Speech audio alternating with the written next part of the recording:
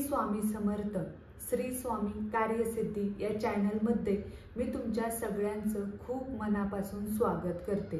स्वामी महाराजांच्या कृपेने तुमचा आजचा दिवस शुभ जावो व तुमच्या मनातील सगळ्या चांगल्या इच्छा स्वामी महाराज नक्कीच पूर्ण करोत हीच मी स्वामींच्या चरणी प्रार्थना करते आणि आपल्या आजच्या व्हिडिओला सुरुवात करते।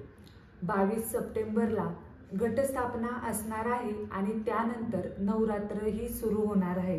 आपल्याला या 9 दिवसांमध्ये आपल्या आई भगवतीच्या खूप साऱ्या सेवा करायच्या आहेत, पण त्यातलीच एक महत्त्वाची अत्यंत प्रभावी अशी सेवा ती म्हणजे श्री दुर्गा सप्तशती।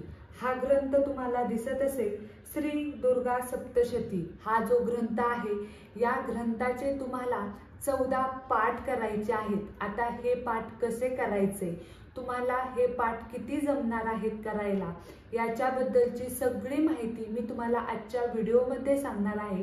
त्यासाठी व्हिडिओ हा शेवटपर्यंत नक्की पहा। बघा, आपल्याला हा ग्रंथ आपल्याला या नवरात्रीच्या 9 दिवसांमध्ये पठण करायचा असतो। सगळ्यात प्रभावी अशी ही सेवा आहे श्री दुर्गा सप्तशती या ग्रंथाचं जर तुम्ही 14 पाठ केलं, बघा असं म्हणतात नवचंडी यज्ञ केल्याचे फळ। बघा, आपल्याला आपल्या घरामध्ये जर नवचंडी यज्ञ करायचा असेल तो खूप सारा खर्च होत असतो, पण जर तुम्ही या नवरात्रीच्या दिवसामध्ये जर तुम्ही श्री दुर्गा सप्तशती या ग्रंथाचे जर 14 पाठ केले तर तुम्ही नवचंडी यज्ञ केल्याचे फळ तुम्हाला मिळत असते। बघा, हे पाठ करण्यासाठी जर तुमच्या घरामध्ये लहान मुलं असतील, काही जणी महिला प्रेग्नेंट असतील, गर्भवती असतील, तर त्यांना ही सेवा करता येणार नाही। कारण हा ग्रंथ जेव्हा तुम्ही हा ग्रंथ पठण करणार आहात, या जे 14 पाठ करणार आहात, जेव्हा तुम्ही वाचायला बसणार आहात तेव्हा तुम्हाला मध्ये आधी उठायचं अजिबात नाही। जर तुम्ही पाठाला म्हणजे आपण जेव्हा पाठ करायला सुरुवात करणार आहोत तेव्हा जेव्हा तुम्ही पाठाला सुरुवात करणार आहात त्या वेळेपासून जेव्हा तुमचा पाठ पूर्ण होईल त्या वेळेलाच तुम्हाला उठायचं आहे। अधेमध्ये अजिबात उठायचं नाही। मी सकाळी अर्धा पाठ करू का, मी संध्याकाळी अर्धा पाठ करू का, तर असं आपल्याला अजिबात करायचं नाही। आपल्याला संपूर्ण हा पाठ एका वेळेतच वाचायचा आहे। आता बघा, 14 पाठ तुम्हाला जर करायचे असतील तर तुम्ही 7 दिवसात 2 पाठ करून तुम्ही हा ग्रंथ पूर्ण किंवा हा पाठ जे 14 पाठ आहेत ते पूर्ण करू शकता। आता जर तुम्हाला 2 पाठ करणं शक्य नसेल तर 5 दिवसात 2 पाठ करा आणि उरलेल्या 4 दिवसात 1 पाठ असा हा पूर्ण करायचा आहे।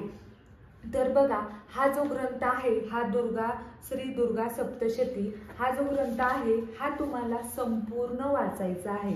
तर बघा, तुम्ही पहिलं श्री दुर्गा सप्तशती अवतरणिका किंवा दुर्गा स्तोत्र नामस्तोत्र हे जरी तुम्ही नाही वाचलं तरी चालेल, पण दिव्या कवचम बघा आपल्याला सुरुवात कुठून करायची आहे। आता बघा, पाठ कसा करायचा ते मी तुम्हाला आता सांगणार आहे। बघा, आपल्याला सुरुवात कुठून करायची आहे तर दिव्या कवचम पासून सुरुवात करायची आहे।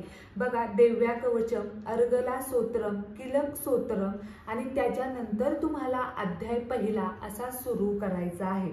आता तुमचे जेव्हा 13 अध्याय पूर्ण होतील त्याच्यानंतर तुम्हाला तंत्रोक्त देवी सूक्त, प्राधानिक रहस्य, वैकृतिक रहस्य, मूर्ती रहस्य, दिव्यापराध, क्षमापन स्तोत्र हा सगळं म्हणजे पहिल्या पानापासून ते शेवटच्या पानापर्यंत तुम्हाला हा संपूर्ण ग्रंथ वाचायचा आहे, तेव्हाच तुमचा 1 पाठ होणार आहे। ताई, मी पहिल्या पाठापासून म्हणजे पहिल्या अध्यायापासून ते 13व्या अध्यायापर्यंत वाचलं तर चालेल का, तर नाही, दिव्या कवचम पासून सुरुवात करायची आहे। ते दिव्यापराध क्षमापन स्तोत्रम पर्यंत तुम्हाला 1 पाठ करायचा आहे। आता बघा, ज्यांना 14 पाठ करणे शक्य नसेल त्यांनी काय करायचं, तर तुम्ही 5 पाठ करू शकता, तुम्ही 7 पाठ करू शकता, तुम्ही 1 पाठ जर आता तुम्हाला शक्यच नाहीये की माझ्याच्याने होणारच नाहीये, माझ्याच्याने म्हणजे मला एवढा वेळ बसता येणार नाहीये, तर तुम्ही रोज 2 अध्याय पठण करायचे आहेत। आता हे 2 अध्याय पठण करत असताना तुम्हाला रोज बघा, तुम्हाला रोज देव्या कवचम, अर्गला स्तोत्रम, कीलक स्तोत्रम आणि त्याच्यानंतर पहिला आणि दुसरा अध्याय हे झालं पहिल्या दिवशी। आता दुसऱ्या दिवशी काय करायचं आहे, देव्या कवचम, अर्गला स्तोत्रम, कीलक स्तोत्रम, त्याच्यानंतर तिसरा आणि चौथा पाठ। आता त्याच्यानंतर काय करायचं, तिसऱ्या दिवशी काय करायचं आहे, देव्या कवचम, अर्गला स्तोत्रम, कीलक स्तोत्रम आणि त्याच्यानंतर पाचवा आणि सहावा पाठ। असं तुम्हाला करत 13 अध्याय तुम्हाला पठण करायचे आहेत। आणि जेव्हा तुम्ही 13वा अध्याय शेवटच्या दिवशी पठण करणार आहात त्या दिवशी तुम्हाला तंत्रोक्त देवी सुक्त, प्राधानिक रहस्य, वैकृतिक रहस्य, मूर्ती रहस्य, देवापरा क्षमापन स्तोत्रम हे तुम्हाला शेवटच्या दिवशी वाचायचं आहे। बघा, असे हे जे काही नियम आहेत ते तुम्हाला पाळायचे आहेत। आता बघा, या 9 दिवसामध्ये जर तुम्ही श्री दुर्गा सप्तशती हा ग्रंथ पठण करणार असाल तर या 9 दिवसांमध्ये तुम्हाला मांसाहार अजिबात करायचा नाही। तुम्हाला ब्रह्मचर्याचं कटाक्षाने पालन करायचं आहे। तुम्हाला बाहेरचं म्हणजे आपण म्हणतो ना, बाहेर कुठेही खायचं नाही। तसं तुम्हाला या 9 दिवसामध्ये जर तुम्ही हा ग्रंथ पठण करणार असाल तर या 9 दिवसांमध्ये तुम्हाला बाहेर कुठेही खायचं नाही।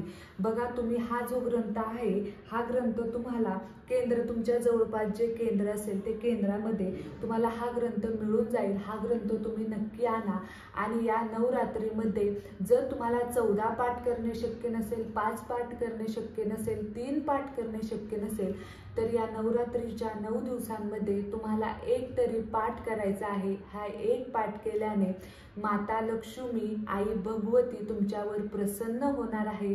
बघा, या नवरात्रीच्या 9 दिवसांमध्ये आई भगवती आपल्या घरामध्ये सूक्ष्म स्वरूपात वास करत असते। त्यामुळे आपल्या घरात देवीची सेवा होणं खरंच खूप गरजेचं असतं। त्यामुळे तुम्ही देवीची सेवा तुमच्या घरात नक्की करा आणि या ग्रंथाचं एकदा तरी वाचन करा। तर तुम्हाला आजचा हा माझा व्हिडिओ कसा वाटला मला कमेंट करून नक्की सांगा।